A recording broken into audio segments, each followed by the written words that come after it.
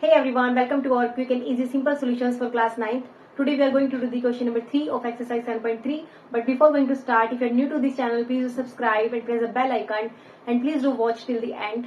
And if you have any queries, please do write in the comment section, and also you will get the link of class 9th playlist in the description below. Now let's start the question number 3. The question is, two sides AB and BC and the median AM of one triangle ABC are respectively equal to sides PQ, QR and the median PN. ठीक है, of triangle PQR. अब देखिए हमारे पास क्या given है, हमारे पास ये two triangles given है और इसमें कह रहा है कि AB जो साइड है वो PQ के इक्वल है, जो हमारे पास BC साइड है ये पूरी ये हमारे पास QR के इक्वल है, और जो मीडियन है AM PN के इक्वल है. ठीक है, और हमारे पास टू पार्ट्स है इसके अंदर, कॉन्ग्रुएंसी प्रूव करनी है हमें. बट स्टार्ट करने से पहले हमें पता होना चाहिए कि मीडियन क्या होता है, तभी हम उसको यूज कर पाएंगे ना उसकी प्रॉपर्टी. तो मीडियन क्या होता है, अब किसी भी एक मान लीजिए एक ट्राइंगल ले लेते हैं हम. ठीक है, मैं आपको शॉर्ट में बता रही हूँ. अगर एक ट्राइंगल है हमारे पास ABC, ठीक है, और अगर हम किसी एक वर्टेक्स से सामने वाली यानी अपोजिट जो साइड है उसके साथ एक लाइन सेगमेंट ड्रॉ करते हैं, और ये जो लाइन सेगमेंट है इस BC को टू इक्वल पार्ट्स में डिवाइड करती है. तो देखिए यहाँ पर हमारे पास क्या कंडीशन हो, जो BM है which is equal to half of BC. ठीक है, यानी किसी भी एक वर्टेक्स से अगर हम उसके अपोजिट साइड पर एक लाइन सेगमेंट ड्रॉ करते हैं तो वो जो लाइन सेगमेंट है वो अपोजिट साइड को इक्वल पार्ट्स में डिवाइड करती है. तो हमारे पास 3 मीडियंस हो सकती हैं ऐसे. ठीक है, और जो मीडियन का जो कॉन्सिडेंट जो पॉइंट होता है उस पॉइंट को हम क्या कहते हैं, सेंट्रोइड. ठीक है, अब ये हमें नहीं करना है, हमें अभी क्या समझना है कि जो मीडियन है उसकी क्या प्रॉपर्टी है. ठीक है, अब इसी प्रॉपर्टी को जो हमने यहाँ लिखा है इसी को हम यूज करेंगे. ठीक है, तो देखिए कॉन्ग्रुएंट प्रूव करने से पहले जो मीडियन की प्रॉपर्टी हमने अभी लिखी थी उसी को हम यहाँ पर राइट डाउन करते हैं. ठीक है, in respect of these triangles. तो अब देखिए, तो जो BM है वो किसके इक्वल है, हाफ ऑफ BC के इक्वल है. ठीक है, एंड यहाँ भी मीडियन है तो हम क्या लिख सकते, जो QN है वो भी किसके इक्वल है, हाफ ऑफ QR की. ठीक है, अब देखिए BC जो है और QR दोनों आपस में इक्वल है. ठीक है, तो हम इसको ये भी लिख सकते हैं ना, which is equal to half of BC. Okay, ये हमारे पास गिवन था. अब देखिए राइट हैंड साइड अगर इक्वल है तो लेफ्ट हैंड साइड भी इक्वल हो जाएंगी. तो यहाँ से हमारे पास क्या कंडीशन आ गई, जो BM है वो किसके इक्वल होता है, QN की. ठीक है, हमारे पास ये कंडीशन आ गई. अब इस कंडीशन को हम यूज करेंगे इन टू ट्राइंगल्स को कॉन्ग्रुएंट प्रूव करने के लिए. देखिए हमारे पास कौन से ट्राइंगल्स है, ABM एंड PQN, यानी this triangle and this triangle. अब देखिए क्या लिखेंगे, in triangle ABM and triangle PQN. जिन भी ट्राइंगल्स को कॉन्ग्रुएंट प्रूव करना होता है हम उन ट्राइंगल्स की बात करते हैं, इसलिए हमने दोनों ट्राइंगल्स ले लिए. ठीक है, अब इन ट्राइंगल्स के अंदर देखिए हमारे पास क्या गिवन है, जो AB है वो PQ के इक्वल है. तो हम क्या लिखेंगे, AB is equal to PQ given. ठीक है, सेकेंड इज AM जो है वो PN के इक्वल है, वो भी हमारे पास गिवन है. तो हम क्या लिखेंगे, AM is equal to PN again given. Okay, अब देखिए थर्ड कंडीशन हमारे पास नहीं थी यहाँ पर. ठीक है, BC जो है पूरी QR की इक्वल थी, बट हमने मीडियन का कॉन्सेप्ट यूज करके हमने क्या फाइंड आउट कर लिया कि जो BM है वो QN के इक्वल है. ठीक है, तो हम क्या लिख सकते हैं, BM is equal to QN. इसका हम इक्वेशन फर्स्ट मान लेते हैं. ठीक है, यूजिंग 1. ओके, अब देखिए this is our first condition, this is second and this is third condition. By using these 3 conditions, as हमारे पास हमें मिनिमम 3 कंडीशंस की रिक्वायरमेंट होती है किन्हीं भी टू ट्राइंगल्स को कॉन्ग्रुएंट प्रूव करने के लिए. तो हमारे पास ये 3 कंडीशंस आ गई हैं और तीनों कंडीशंस जो है वो साइड की हैं.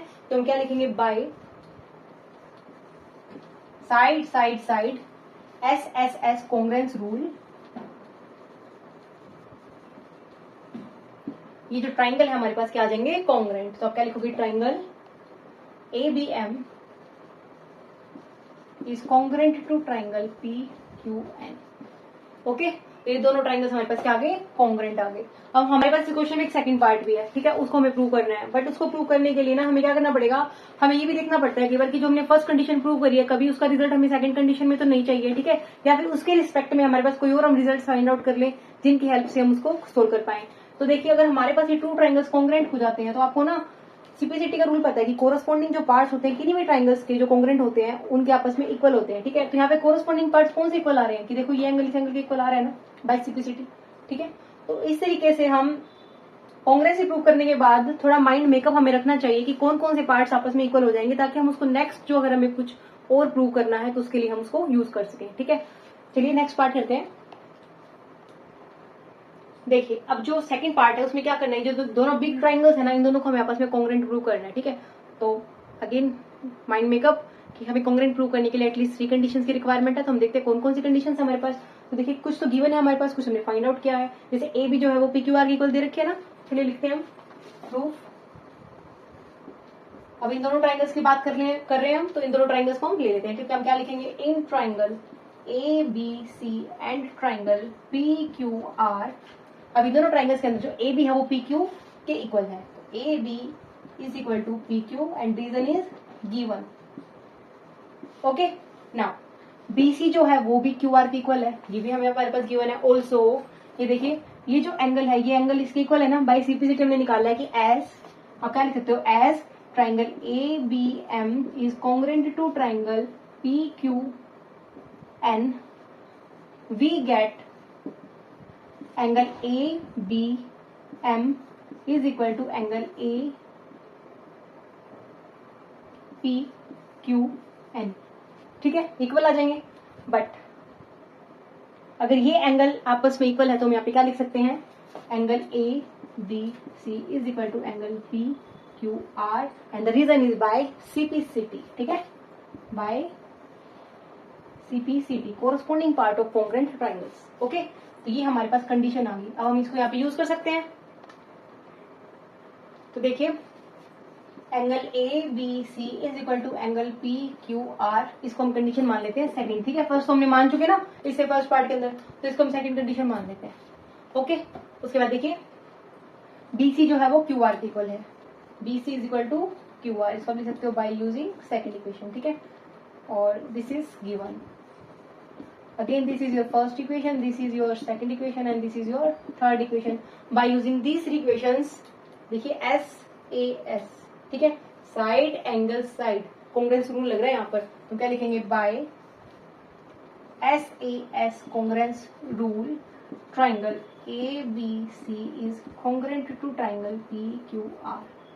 ओके, ये हमें प्रूव करना था। आई रियली होप आपको ये क्वेश्चन समझ में आ गया होगा और साथ ही मीडियन का कॉन्सेप्ट भी समझ में आ गया होगा। अगर आपको ये वीडियो अच्छा लगा है तो please do like this video and share this video to your friends and classmates. मिलते हैं नेक्स्ट वीडियो में। Do like, subscribe and share. Thank you.